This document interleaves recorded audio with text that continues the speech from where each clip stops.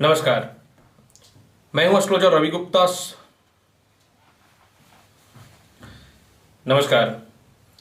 मैं हूं एस्ट्रोलॉजर रवि गुप्ता। स्वागत करता हूं मेरे चैनल पे। प्रिय मकर लग्न और मकर राशि वाले, आ गया हूं मैं आपके पास साल के पहले माह जनवरी माह के संपूर्ण राशिफल को लेकर के। मैं आपको बताऊंगा कि जनवरी माह में किस प्रकार के शुभ योग आपके साथ घटित होने वाले हैं, कौन कौन से ग्रहों का शुभ शुभ योग बन रहा है, आपके व्यापार की, आपकी मानसिक स्थिति, आपकी आय की, संपत्ति की, शिक्षा, संतान, इन सभी महत्वपूर्ण क्षेत्रों पे क्या रहने वाला है। क्योंकि यह साल का पहला राशिफल है जनवरी माह का, तो मैं चाहूंगा कि आपको बहुत ही विस्तृत तौर पे और बहुत ही अच्छे तरीके से जानकारी दूं, ताकि आप यह समझ पाए कि आगे क्या होने वाला है। कहते हैं कि जब कुछ आगे होने वाला रहता है और उसकी प्लानिंग पहले से कर ली जाए तो नुकसान होने की संभावनाएं कम से कम होती है, और जिस क्षेत्र में सफलताओं का योग बनता है उस क्षेत्र में प्रयास करने की संभावनाएं बढ़ जाती हैं। तो ये बहुत ही महत्वपूर्ण कार्यक्रम लेकर के आपके सामने प्रस्तुत हुआ हूं, मकर लग्न और मकर राशि का जनवरी माह का 2021 का संपूर्ण राशिफल लेकर के। प्रिय मकर लग्न और मकर राशि वाले, जब जनवरी माह का यानी साल के पहले माह का शुरुआत होगा तो इस माह का गोचर आपके लिए बहुत ही भिन्न भिन्न योगों को लेकर के प्रस्तुत हो रहा है। जैसे कि देखिए, लग्न में ही शनि मकर राशि में बैठा हुआ है तो सस नामक राज्यों की उत्पत्ति कर रहा है। शनि अपनी राशि में है और लग्न के ही मालिक है, तो केंद्र त्रिकोण राजयोग भी हो गया। और दूसरी महत्वपूर्ण बात कि सस योग भी हो गया, जो ट्रांसपोर्टिंग से रिलेटेड, बिल्डिंग मटेरियल से रिलेटेड लोगों के लिए अत्यधिक शुभ और लाभकारी फल देने पे विवश है। गुरु और शनि साथ में बैठे हुए हैं। गुरु नीच के थे, लेकिन शनि जो है गुरु के बल को बढ़ा दिए हैं, क्योंकि शनि अपनी राशि का और गुरु मकर राशि में नीच के होते हैं। तो काफी दिनों से जिन लोगों का धर्म से रिलेटेड कर्म क्षेत्र हो या शिक्षण संस्थान से रिलेटेड कर्म क्षेत्रों में हो, उन लोगों की जो परेशानियां चल रही हैं वह भी दूर होंगी। बुध के द्वारा जो है नवम पंचम राज्यों की उत्पत्ति हुई है, जो अत्यधिक शुभ और लाभकारी है, और 5 जनवरी से 25 जनवरी के मध्य में ही इसका पूर्णतः फल मिलेगा। यह योग पूर्णतः प्रबल हो जाएगा। सबसे महत्वपूर्ण बात देखिए क्या है कि चौथे घर में मंगल अपनी राशि के हैं, जो रोचक नामक राज्यों की उत्पत्ति कर रहा है। और मंगल का प्रबल होना बहुत सारे महत्वपूर्ण सरकारी कार्यों के लिए, प्रशासनिक कार्यों के लिए बहुत ही महत्वपूर्ण होते हैं। 4 जनवरी से शुक्र जो है वह चले जाएंगे धनु राशि में, यानी अभी ऑलरेडी वह केतु के साथ वृश्चिक राशि में है, और धनु राशि यानी द्वादश स्थान में चले जाएंगे। द्वादश स्थान के शुक्र कारक होते हैं, लेकिन वृश्चिक राशि में यह थोड़ा ज्यादा प्रबल थे। 5 जनवरी से बुध जो है वह धनु राशि को छोड़ करके मकर राशि में यानी केंद्र में आ जाएंगे, और भाग्य के अधिपति होने के कारण केंद्र त्रिकोण राज्यों की उत्पत्ति कर देगा। यानी फाइनेंस सेक्टर वालों के लिए लगता है यह महीना बहुत ही शुभ और अच्छा उपहार लेकर के आया है। इसके बाद फिर जो है 14 जनवरी से द्वादश स्थान का सूर्य जो है वह लग्न में शनि के साथ मकर राशि में प्रवेश कर जाएंगे, और गुरु के साथ भी, और उसी समय बुध भी रहेगा। यानी 14 जनवरी से लेकर के 25 जनवरी तक बुधादित्य योग रहेगा, जो अत्यधिक शुभ और लाभकारी है। किस प्रकार से है मैं आपको इसकी जानकारी दूंगा। और दूसरी महत्वपूर्ण बात कि सूर्य के ऊपर शनि के कारण षडाशक दोष भी लग जाएगा, जो आपको किन क्षेत्रों में महत्वपूर्ण बच करके रहना है इसकी मैं संपूर्ण जानकारी दूंगा। तो चलिए एक एक करके बढ़ता हूं प्रत्येक अन्य अन्य सब्जेक्टों पे कि आपके साथ क्या क्या घटित होने वाला है। मकर लग्न और मकर राशि वाले, देखिए, यह महीना का शुरुआत में ही कर्म क्षेत्र का स्वामी शुक्र है, जो 4 जनवरी को चला जाएगा वृश्चिक राशि को छोड़ करके धनु राशि में। और शुक्र आपकी कुंडली में जो है 5वें घर के भी अधिपति हैं और कर्म क्षेत्र के भी अधिपति हैं। तो सबसे पहला बात देखिए क्या है, ऐसे तो द्वादश स्थान के कारक शुक्र होते हैं, तो यह फल उन लोगों के लिए ज्यादा लाभकारी है जो विदेशों के लिए नौकरी का प्रयास करेंगे, जो व्यापार में विदेशों का एक्सपोर्ट इंपोर्ट का काम करते हैं, जिन व्यक्तियों को जो है विदेश जाने के लिए बहुत ही दिनों से प्रयासरत है, ग्रीन कार्ड हो जाए, वीजा हो जाए, यह जाने में कुछ समस्याएं हो रही थी, या फिर विदेशों में व्यापार कर रहे थे या नौकरी कर रहे थे, उसमें कोई विवाद या केस मुकदमा से रिलेटेड जो समस्याएं हो रही थी, तो इन सभी चीजों में तो यह प्रॉब्लम निश्चित तौर पर सॉल्व करेगा।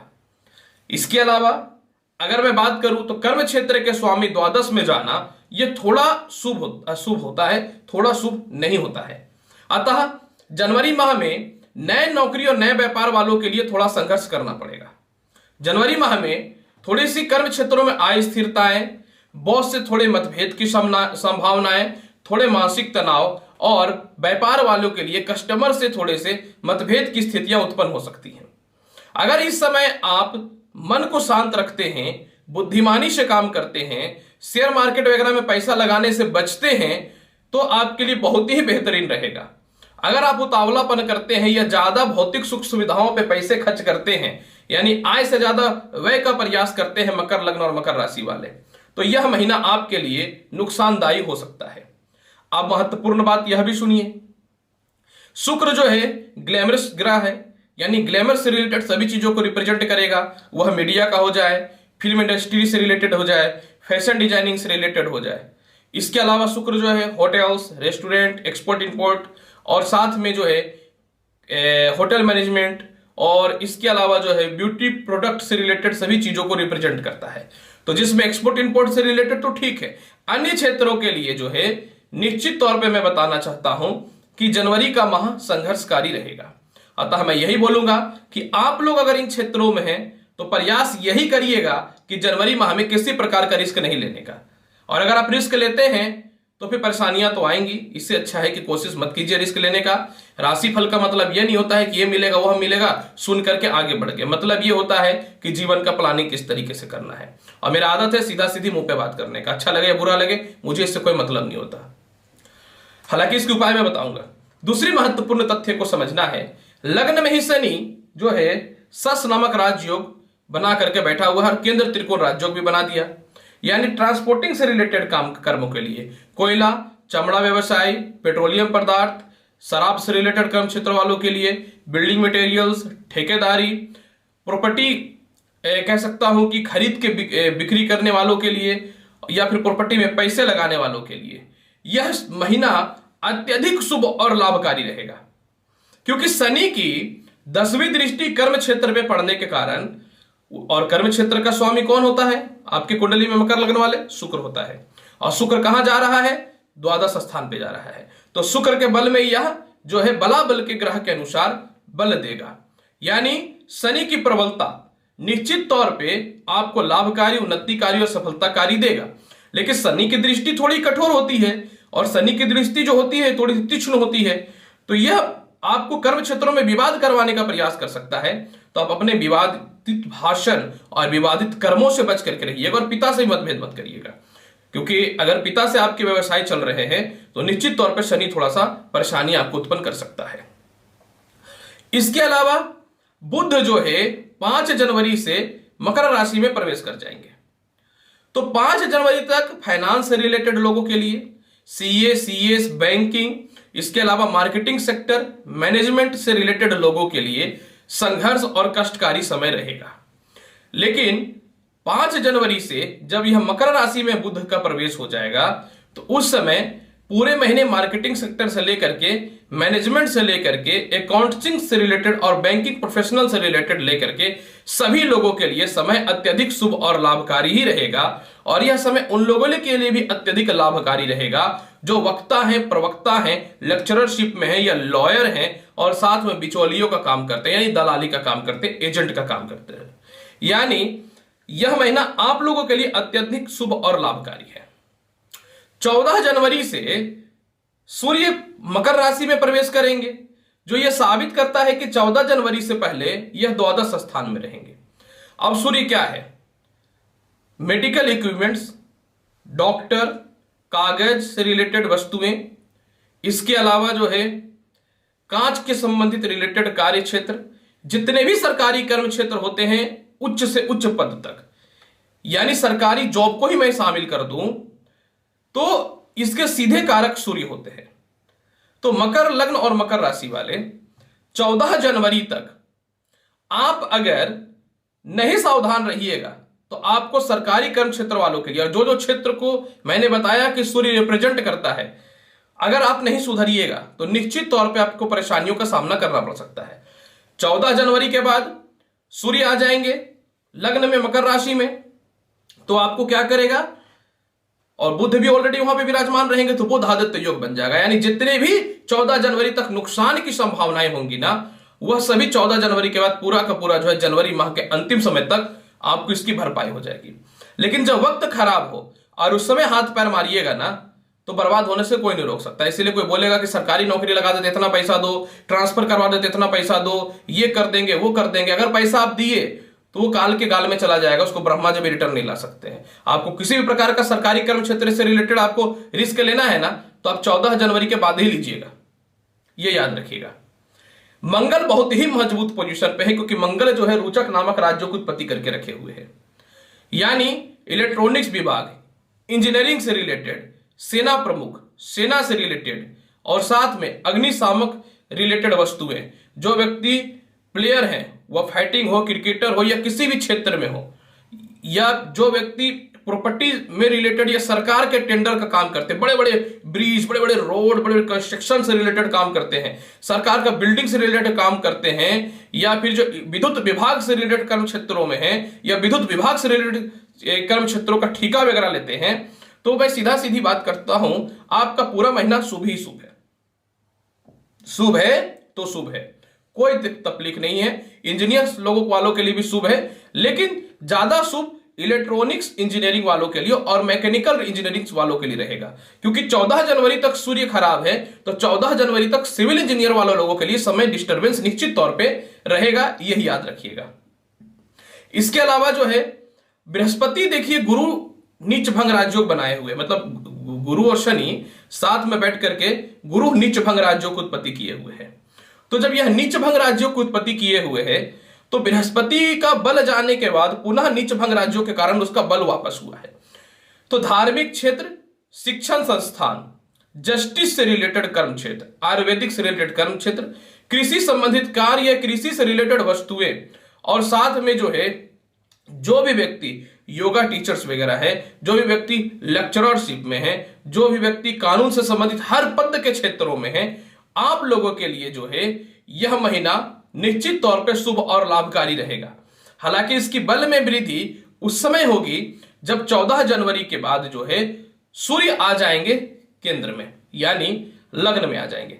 तो जब यह लग्न में आ जाएंगे ना, तो बृहस्पति उनके परम मित्र हैं, तो यह बृहस्पति को बल को बढ़ाएगा। तो आप सभी क्षेत्र वालों के लिए 14 जनवरी के बाद अच्छे योग निश्चित तौर पे बनेंगे। और इसके अलावा जो व्यक्ति लॉटरी, सट्टा, जुआ, शराब से रिलेटेड काम या 2 नंबर से रिलेटेड काम करते हैं, आप लोगों के लिए यह महीना स्ट्रगलकारी और संघर्षकारी निश्चित तौर पे रहेगा। तो आप सोच समझ के ही पैसे इन्वेस्ट निश्चित तौर पे करिएगा। अब मैं आपको बताता हूं कि आपका दांपत्य जीवन की स्थिति क्या रहेगी और प्रेम संबंध की स्थिति क्या रहेगी, पारिवारिक स्थिति क्या रहेगी। जनवरी माह में दांपत्य जीवन स्थान पे गुरु और शनि की दृष्टि है, लेकिन 5 जनवरी के बाद फिर जो है बुध लग्न में आ जाएंगे, तो आपके अच्छे रिश्ते आने प्रारंभ हो जाएंगे विवाह के लिए। जब सूर्य आ जाएंगे तो चतुर्थ स्थान चंद्रमा परम मित्र है, फल लाभकारी ही रहेगा, और बुध आदित्य योग को भी निर्माण हो जाएगा, यह शुभ और लाभकारी योग है। तो 14 जनवरी के बाद अच्छे रिश्ते आएंगे। आपके वैवाहिक जीवन जो है 5 जनवरी के बाद सुधार की स्थितियों में आ जाएगा। और इसके अलावा गुरु की दृष्टि भी पड़ रही है, तो यह गज केसरी योग से रिलेटेड एक फल मिलेगा, तो जिसके कारण पूरे महीने आपके दांपत्य जीवन निश्चित तौर पे बहुत ही अच्छे रहेंगे। लेकिन 5 जनवरी के बाद उसमें मधुरता आ जाएगा।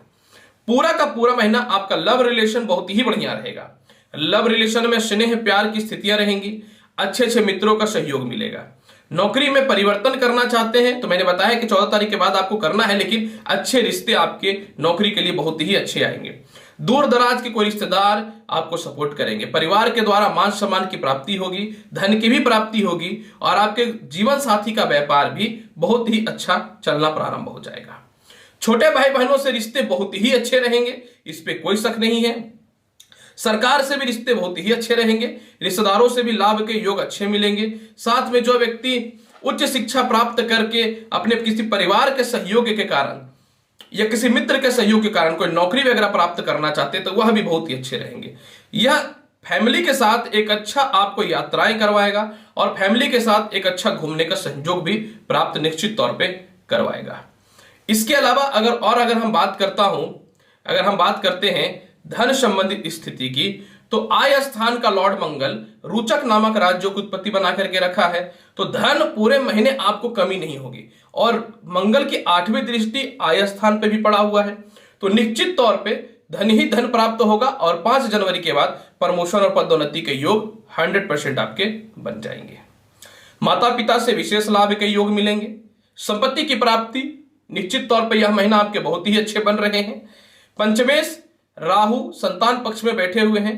पूरे महीने संतान से रिलेटेड थोड़ा सा आपको कष्ट, संतान के फ्यूचर को लेकर के थोड़ा सा चिंता आपको सता सकता है। अतः पूरा महीना आप संतान से मतभेद मत करिएगा।